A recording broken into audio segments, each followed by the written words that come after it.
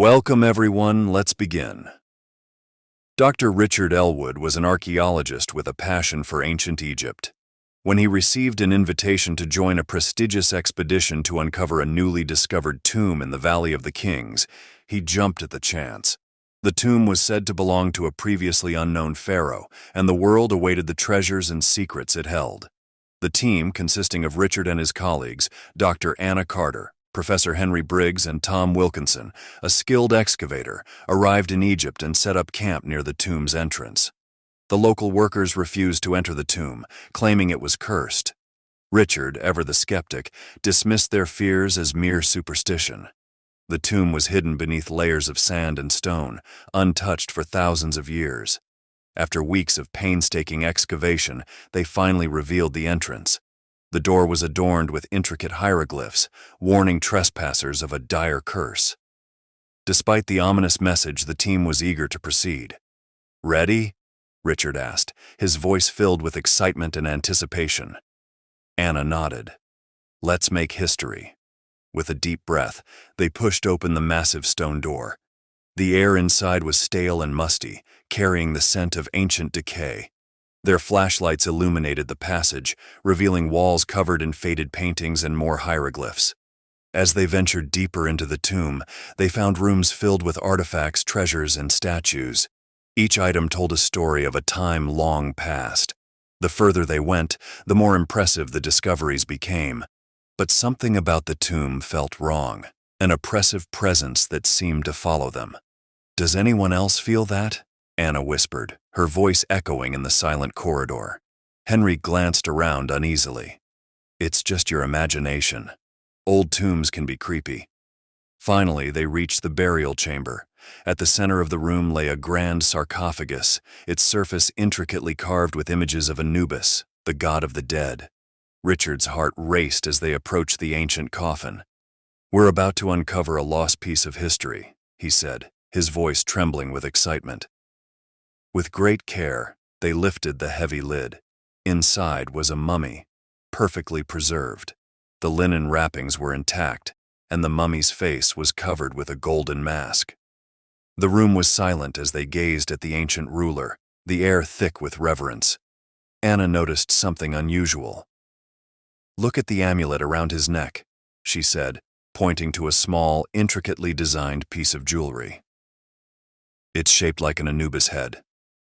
Richard reached out to touch it, but as his fingers brushed the amulet, a chill ran down his spine. He pulled back, suddenly feeling uneasy. "Let's document everything and take the mummy back to the lab for further study," he suggested, trying to shake off the feeling. As they prepared to transport the mummy, a gust of wind blew through the tomb, extinguishing their flashlights. The darkness was absolute, and they fumbled to relight them. When the lights flickered back on, Richard thought he saw the shadow of Anubis on the wall. He blinked, and it was gone. "Did anyone else see that?" he asked, his voice shaky. "See what?" Tom replied, looking around. "Nothing. Let's just get out of here," Richard said, trying to convince himself it was just a trick of the light. They carefully transported the mummy back to their base camp. That night, as they examined the artifacts, Anna studied the hieroglyphs on the sarcophagus. Her eyes widened as she translated the text. "Richard, you need to see this," she said urgently. He joined her, reading the hieroglyphs over her shoulder. The inscription spoke of a curse placed by Anubis himself, condemning anyone who disturbed the pharaoh's rest to eternal torment. Richard laughed nervously. "It's just a scare tactic to keep grave robbers away." Anna wasn't convinced. "We should be careful. The locals' fears might have some basis." That night, Richard couldn't sleep. He lay in his tent, haunted by the shadow he had seen in the tomb. He drifted off only to be awakened by strange noises outside. He stepped out, his flashlight cutting through the darkness. The camp was eerily quiet.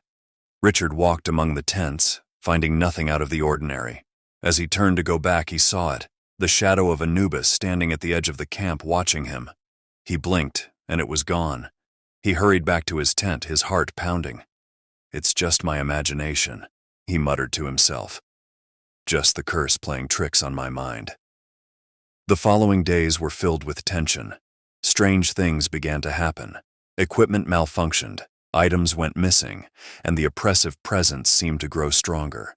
The team grew more and more uneasy.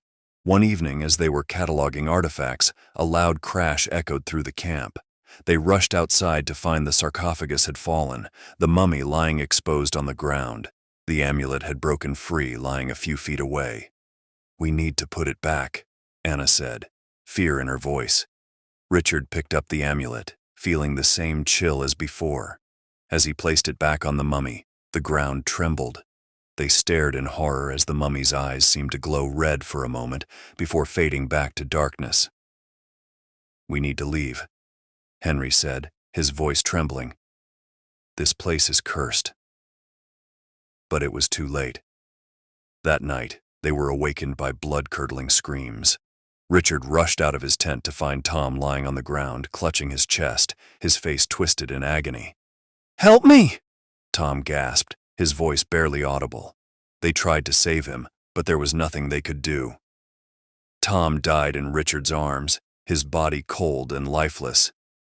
"We have to leave now," Anna insisted, her voice filled with panic. They packed up quickly, leaving behind the artifacts and the mummy. As they drove away, Richard glanced back at the tomb, the shadow of Anubis watching them go. The journey back to Cairo was filled with a heavy silence. They reported Tom's death as a tragic accident, but they all knew the truth. The curse was real, and it had claimed its first victim.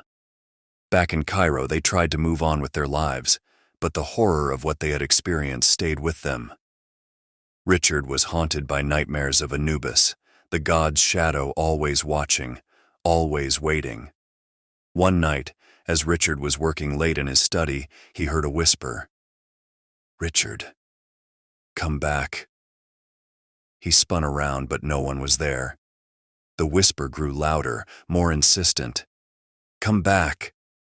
He tried to ignore it, but the whisper followed him, growing louder and more desperate. He couldn't escape it.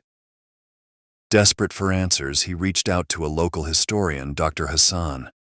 He hoped Hassan could help him understand the curse and find a way to break it. Hassan listened to Richard's story, his expression growing more serious. "The curse of Anubis is ancient and powerful," he said. "Those who disturb the tomb are marked for death. There is no escaping it." Richard's heart sank. "There must be something we can do." Hassan shook his head. "The only way to appease the gods is to return the mummy and the amulet to the tomb and leave an offering. But even then, there is no guarantee of safety." Determined to save himself and his friends, Richard gathered Anna and Henry. They returned to the tomb, the weight of dread heavy upon them. They placed the mummy and the amulet back in the sarcophagus, leaving behind offerings of gold and incense. As they prepared to leave, the ground trembled once more. The shadow of Anubis appeared, larger and more menacing than ever. The whispering voices grew louder, filling their minds with terror. "Leave this place and never return," the shadow seemed to say. They fled the tomb, hoping they had done enough to break the curse, but the nightmare was far from over. That night, as they slept, the curse claimed its next victim. Henry was found dead, his face twisted in the same agony as Tom's. Panic set in. They knew the curse was not lifted and that they were running out of time. Desperation led Richard and Anna to seek the help of a powerful sorceress, Madame Zara, who was rumored to have knowledge of ancient curses. Madame Zara listened to their story, her eyes dark with concern. "The curse of Anubis is not easily broken," she said. "It requires a sacrifice. One of you must offer your life willingly to the god." Richard and Anna stared at each other in horror. The thought of sacrificing one of their own was unbearable, but they knew it was the only way to save the other. "I'll do it," Richard said, his voice filled with resolve. "I'll offer myself to Anubis." Anna tried to protest, but Richard was determined. He couldn't let anyone else suffer because of his actions. That night, Richard returned to the tomb alone. He stood before the sarcophagus, the shadow of Anubis looming over him. "I offer myself to you," he said, his voice steady. "Spare my friends and take me instead." The ground trembled, and the shadow of Anubis moved closer. Richard felt a cold hand on his shoulder, and the whispering voices filled his mind. His vision blurred, and he felt his strength drain away. The world around him faded into darkness, and Richard knew his time had come. As he collapsed to the ground, his final thoughts were of Anna and the hope that his sacrifice would save her.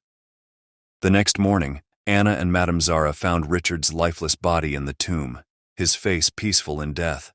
Anna wept for her friend, knowing he had given his life to protect her. Madame Zara performed the ancient rites to ensure Richard's soul would find peace. The curse of Anubis seemed to lift, and the oppressive presence that had haunted them vanished. Anna returned to Cairo, carrying the weight of their ordeal and the memory of her fallen friends. She vowed to honor their legacy by sharing their story and warning others of the dangers of disturbing ancient tombs. Years passed, and the story of the cursed expedition became a cautionary tale among archaeologists. The tomb of Anubis remained untouched, a silent sentinel to the dark power that lay within. Anna continued her work, but the shadow of Anubis never fully left her mind. One night, as she was working late in her study, Anna heard a whisper. "Anna, come back." She froze, her heart pounding in her chest. The voice was unmistakable. It was Richard's. She turned slowly, expecting to see a shadow in the corner of the room. But there was nothing. The whisper came again, more urgent this time. "Come back." Determined to find out what was happening, Anna reached out to Madame Zara. The old sorceress listened carefully, her face growing grave. "The curse may have been lifted, but the spirits are restless," Madame Zara said. "Richard's sacrifice may not have been enough." Anna's blood ran cold. "What do I need to do?" Madame Zara handed her a small, ancient-looking amulet. "This will protect you. Return to the tomb and seek out the spirit of Anubis. You must find out what he wants." With a sense of dread, Anna made her way back to the Valley of the Kings. The desert night was cold and silent as she approached the tomb. She entered cautiously, the amulet clutched tightly in her hand. The tomb was just as they had left it, the sarcophagus standing silently at the center of the chamber. Anna stepped forward, her heart pounding in her chest. "Anubis," she called out, her voice echoing through the tomb. "I have come to seek your guidance. What must I do to end this curse?" For a moment there was only silence. Then, a cold wind swept through the chamber, extinguishing her flashlight. The darkness was absolute, and Anna felt the familiar sense of dread return. The shadow of Anubis appeared before her, larger and more menacing than she remembered. The whispering voices filled her mind, but she stood her ground, the amulet glowing faintly in her hand. "Anna," the voices seemed to say, "you have come.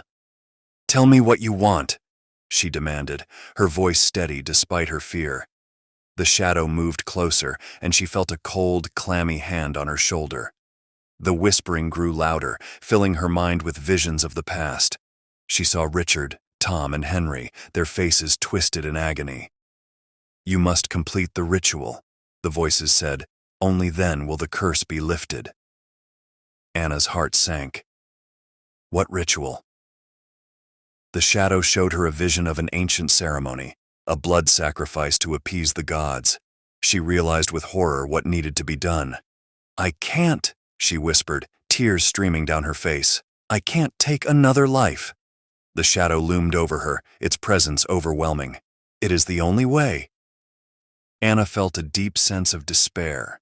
She knew what she had to do, but the thought of taking another life was unbearable. She took a deep breath and made her decision. "I will offer myself," she said, her voice trembling. "Take me and end this curse." The ground trembled, and the shadow of Anubis moved closer. She felt a cold hand on her shoulder, and the whispering voices filled her mind. As the world around her faded into darkness, Anna knew her time had come. Her final thoughts were of her friends and the hope that her sacrifice would bring peace. The next morning, Madame Zara found Anna's lifeless body in the tomb, her face peaceful in death. She performed the ancient rites to ensure Anna's soul would find peace and left the tomb, knowing the curse had finally been lifted. The story of the cursed expedition became a legend, a grim reminder of the dangers of disturbing ancient tombs. The tomb of Anubis remained untouched, a silent sentinel to the dark power that lay within.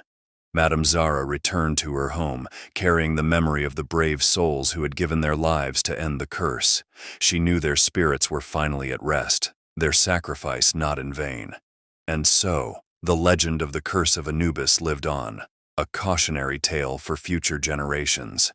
The tomb remained a place of mystery and darkness, a testament to the power of the ancient gods and the bravery of those who dared to uncover the secrets of the past.